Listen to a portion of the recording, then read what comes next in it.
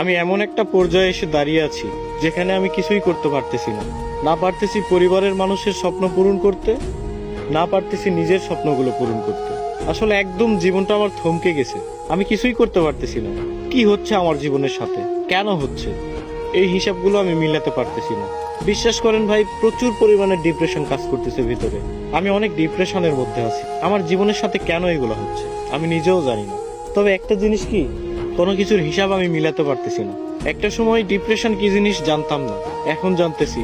তবে একটা কথা মাথায় রাখবেন, ডিপ্রেশন বিভিন্ন ধরনের হয়।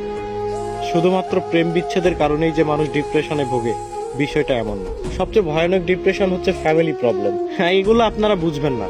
যারা মধ্যবিত্ত পরিবারের, একমাত্র তারাই বুঝবে। ডিপ্রেশন অনেক কঠিন একটা জিনিস। এখান থেকে সহজে কেউ বের হতে পারে না, কেউ ডিপ্রেশন কাটিয়ে উঠতে পারে না।